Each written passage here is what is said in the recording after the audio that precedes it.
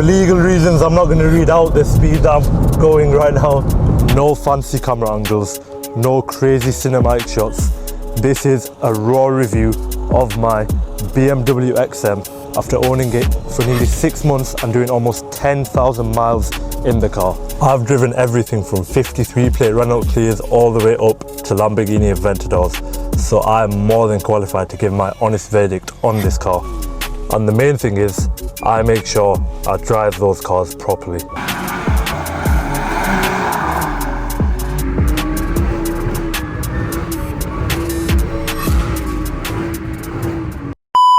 After living with this car every single day for 6 months straight, was the BMW XM actually worth it?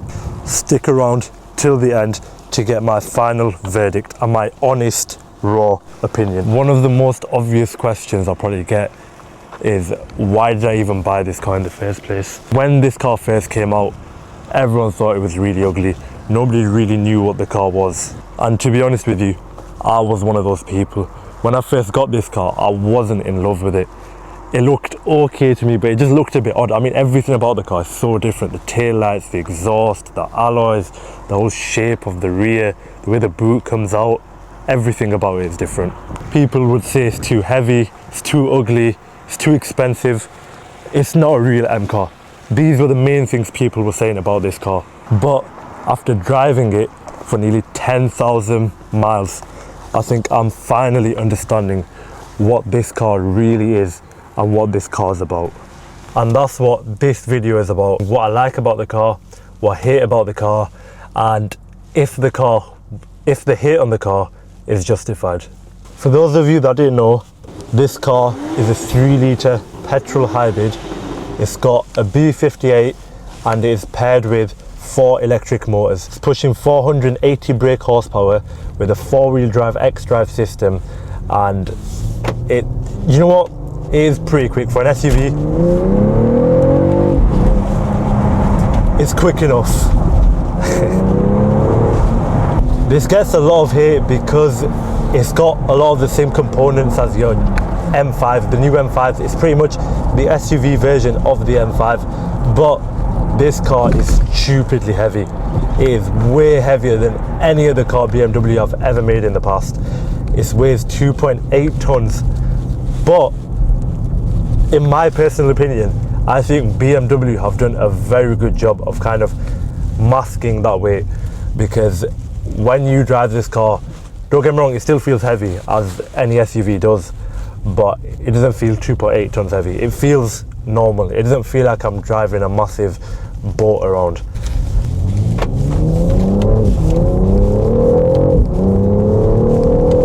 Right, now let's talk about the performance of this car. My BMW XM50e. This is where things get a bit meh. What I mean by that is this car, performance-wise, isn't amazing. I mean, everything I say, you have to consider that it is an SUV, but at the same time, I feel like it is an underpowered SUV. This car, it's got 480 brake horsepower, it's got around 700 Newton meters of torque, but it is 2.8 tons at the same time. Now, I know I said BMW do well to make it not feel like it's 2.8 tons. They've kind of masked up the weight well, but that's only for normal driving. Now, when it comes to performance driving, it comes to putting your foot down, it's got the kick because of the hybrid system, but it just doesn't follow through. So what I mean by that is, from 0 to 60 it is relatively quick, yes, but you can just feel that it's slightly underpowered.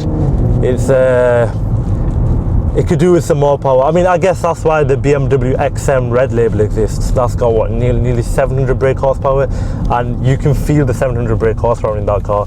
Whereas with this car, it just feels like it's missing a bit of something. It's missing a bit of spice.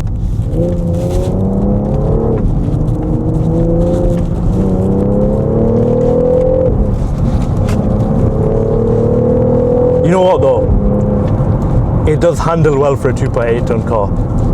Yeah, you can feel the weight, but it doesn't feel like 2.8 tons. It feels more of like a 2 ton car, like how X3Ms or X5Ms, how they feel when you chuck them round bends. This feels the same, which I'm very surprised about.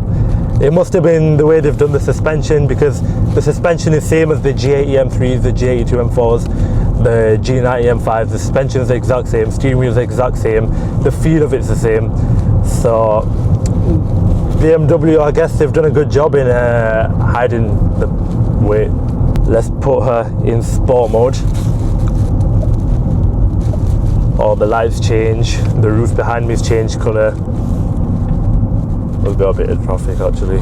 Might not be the best time to put it in sport mode. Okay, yeah, just don't indicate. Nice one. Nice one.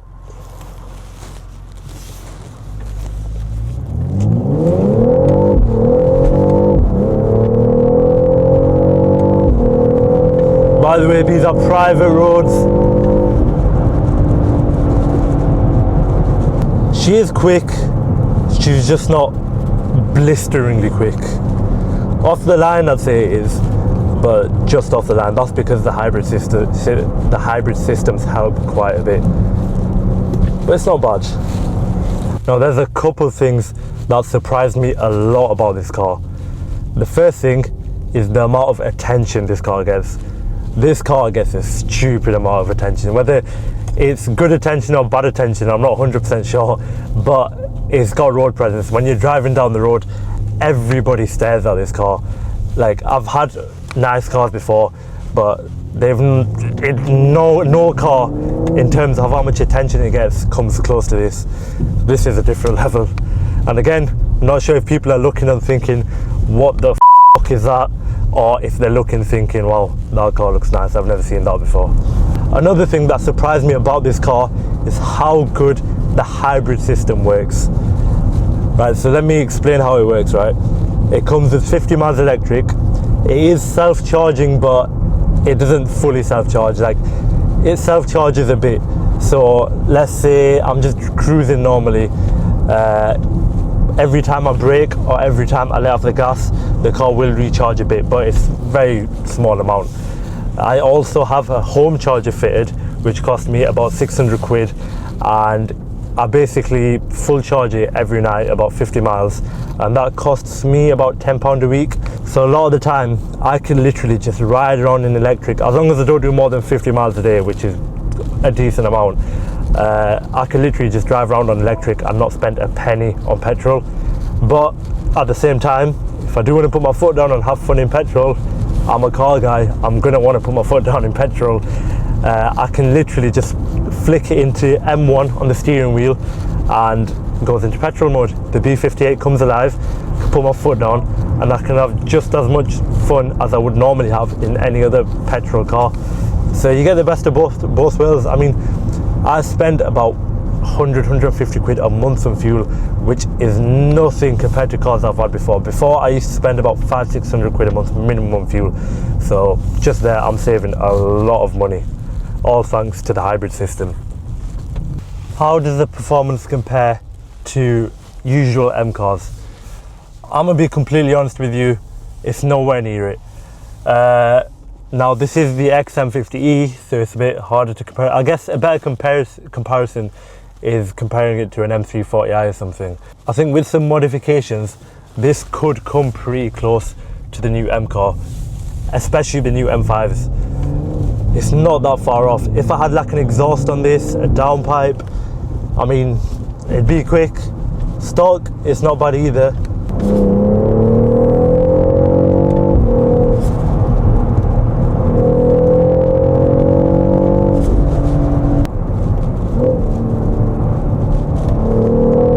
The gearbox is beautiful.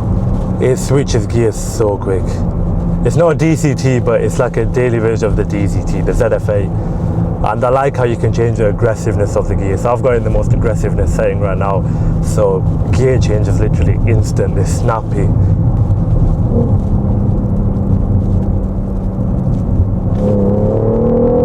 Imagine being the Igo seeing this behind you. This is a good comparison. There's a Defender in front of me right now. XM versus Defender. I'm not gonna lie, I'm taking XM all day, every day. In terms of interior, in terms of daily drivability, in terms of performance. I don't think there's a thing that the Defender is better than this XM out. Some people would say looks. I don't agree. I love the way my XM looks, but I guess it's down to opinion. Let's talk about what I love with this car.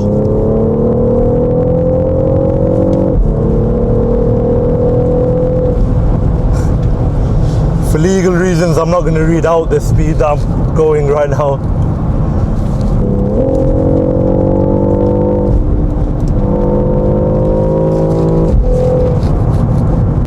Okay, so one of the things I love about this car is how easy the car is. And you're probably thinking, what the hell am I on about? Why am I calling the car easy? The reason I say that is because this car, for example, just now, the way I just put my foot down, all I did was press M1, put my foot down, both hands on the steering wheel. I could have just done one-handed if I wanted. I probably could have done no hands, and the car just goes, the car flies. It's not crazy quick, but it's good power, it's usable power, and I love that. I don't have to worry about anything, which, don't get me wrong, I do like the emotions of performance cars, of older performance cars, but just daily drivability, how easy the usability of this car is perfect. The performance is there at the flick of a button.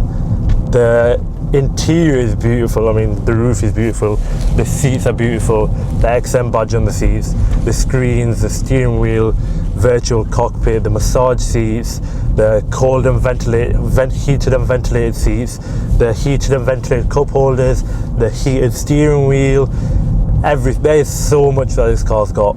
You can watch movies, you can watch YouTube, you can play games. This car is literally a house on wheels, and I love that. It's a very nice place to be. It doesn't feel like I'm driving when I'm driving it. It just feels like I'm chilling at home on my sofa, sipping a cup of tea, green tea. Another thing I like about the car is how much money I'm saving on fuel. I touched on it already.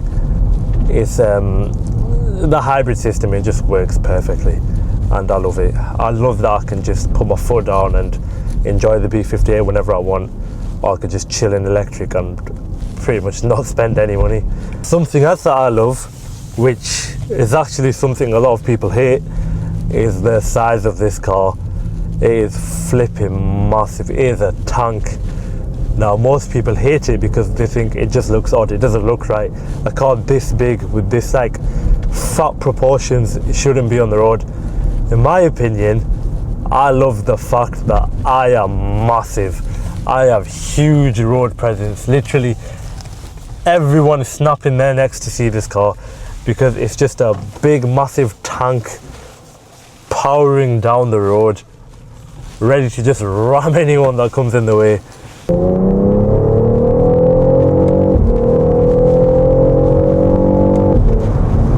Now, how does this car compare to other SUVs? Other SUVs, we've got Range Rovers, we've got SQ8s, RSQ8s, SQ7s, we've got G-Wagons, and we've got X5s, obviously. Keep it short and simple. In my opinion, this is miles clear of all the other SUVs. The only one I'd say I'd prefer over this is maybe a Urus, but that's just because it's a Lamborghini, really. Apart from that, RSQ8 hasn't got shit on this. The interior in this is better. Performance might not be better, but daily drivability is, you cannot beat this car. This car is perfect in terms of daily drivability. Performance says faster cars, yeah, but daily drivability is so much better than any other SUV. Look, I might be a bit biased. Everyone that knows me knows I love BMW, but genuinely, this car is such a nice car to drive. It's just such a chilled out, enjoyable experience.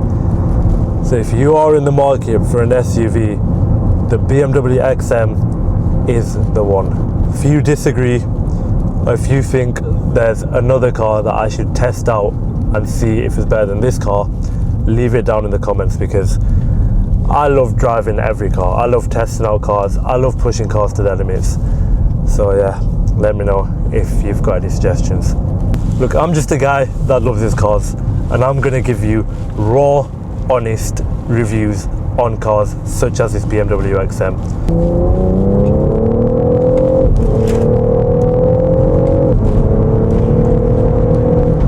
I'm going to make sure I push each car to the limit, make sure I test it out properly. Over the 6 months of owning this car, trust me, I have pushed it to its limit.